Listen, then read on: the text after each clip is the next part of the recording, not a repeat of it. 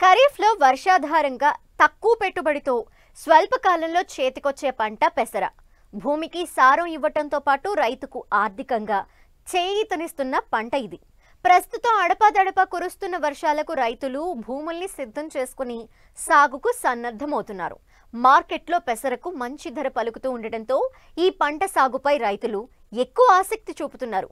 అయితే పెసర సాగులో అధిక దిగుబడుల కోసం రైతులు పాటించాల్సిన యాజమాన్యం గురించి తెలియజేస్తున్నారు శాస్త్రవేత్త డాక్టర్ పల్లవి.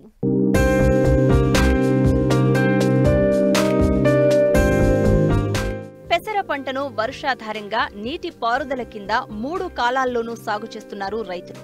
ఖరీఫ్లో ఆలస్యంగా పంటలు వేసే ప్రాంతాల్లోనూ, సెప్టెంబర్, అక్టోబర్లో రబీ పంటలు సాగు చేసే రైతాంగానికి ప్రస్తుతం స్వల్పకాలపు పంటైన పెసరను సాగు చేయడానికి అత్యంత అనుకూలమైన సమయం. ఉత్తర తెలంగాణ, దక్షిణ తెలంగాణ తక్కువ వర్షపాత మండలాల్లో జూన్ నెలలోనూ, కృష్ణా గోదావరి దక్షిణ మండలం, ఉత్తర కోస్తా మండలాల్లో జూన్, జూలై నెలల్లో పెసరను విత్తుకోవచ్చు. ప్రస్తుతం అడపాదడపా కురుస్తున్న వర్షాలకు భూములను సిద్ధం చేసుకుంటూ పెసర సాగుకు రైతులు సిద్ధమవుతున్న నేపథ్యంలో సాగు వివరాలను తెలియజేస్తున్నారు వరంగల్ జిల్లా వ్యవసాయ పరిశోధనా స్థానం శాస్త్రవేత్త డాక్టర్ పల్లవి. విత్తేటటువంటి పద్ధతి చూసుకున్నట్లయితే ఒక్కొక్క మొక్కకి సాల మధ్యలో ఏంటంటే మనము 1 ఫీటు ఎడం ఉండేటట్టు చూసుకోవాలి. మొక్కకు మధ్యన ఒక 10 సెంటీమీటర్లు ఉండేటట్లు చూసుకుని మనము ఒక చదరపు మీటర్లలో ఏంటంటే మనం 30 మొక్కలు ఉండేలాగా మనము చూసుకుంటూ మనం విత్తుకోవాలి. ఏంటంటే విత్తేటప్పుడు గొర్రెలతో కానీ లేదంటే మనం ఫర్టికమ్ సీడ్లతో కానీ మనం ఏంటంటే విత్తుకోవచ్చు. ఖచ్చితంగా విత్తుకునే ముందు మనం ఏంటంటే రైతులు విత్తన శుద్ధి అనేది ఖచ్చితంగా పాటించాలండి. మనకి ఎకరాకి 6 నుంచి 8 కిలోల విత్తనాలు పడతాయి. మనకి పెసర 3 గ్రాముల థైరమ్ లేదా క్యాప్టోన్తో మనం విత్తన శుద్ధి చేసుకోవాలి. శిలీంద్రనాశిని మందులు కాబట్టి మనకి ఏంటంటే భూమి నుంచి సంక్రమించేటటువంటి మనకి తక్కువగా వస్తాయి. 5 గ్రాముల ఇమిడాక్లోప్రిడ్ లేదా 5 మిల్లీలీటర్ల మోనోక్రోటోఫాస్ తో మనము విత్తన శుద్ధి చేసుకున్నట్లయితే మనకి ఏంటంటే 15 నుంచి 20 రోజుల వరకు రసం పీల్చే పురుగులు ఏవైతే ఉన్నాయో అవి రాకుండా మనకి ఏంటంటే పంటను మనము కాపాడుకోవచ్చును.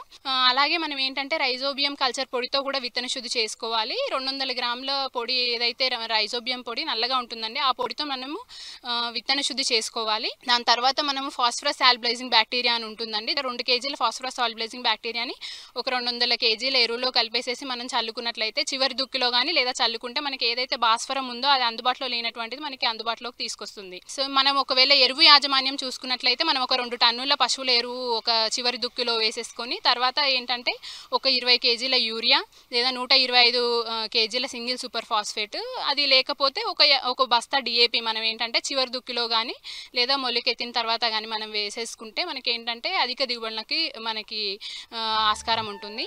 పెసర సాగులో కలుపు నివారణ కూడా కీలకమే. పంట మొలకెత్తక ముందు, మొలకెత్తిన తర్వాత కలుపు మందులను సిఫారసు మేరకు పిచికారీ చేసి నివారించాలి. తద్వారా పంట ఏపుగా పెరిగి మంచి దిగుబడి వస్తుంది. పెసరలో ఏంటంటే ఒక 25 రోజుల వరకు కీలక దశ అన్నమాట మనము కలుపు యాజమాన్యానికి.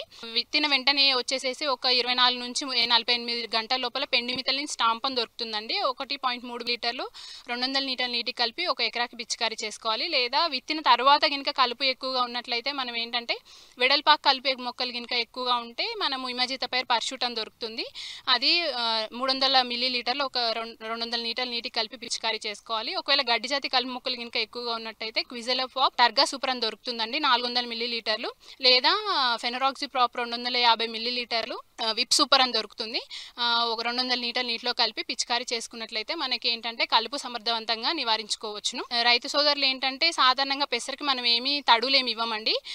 ఒకవేళ బెట్ట పరిస్థితులు వచ్చినట్లయితే మనకి 1 లేదా 2 తడులు ఇచ్చుకుంటే మనకి అధిక దిగుబడులకు మనకి ఆస్కారం ఉంటుంది. కాబట్టి రైతు సోదరులు అంటే ఈ వివిధ రకమైనటువంటి సేద్య పద్ధతులను ఉపయోగించుకున్నట్లయితే మనకి పెసరలో అధిక దిగుబడులను పొందవచ్చును.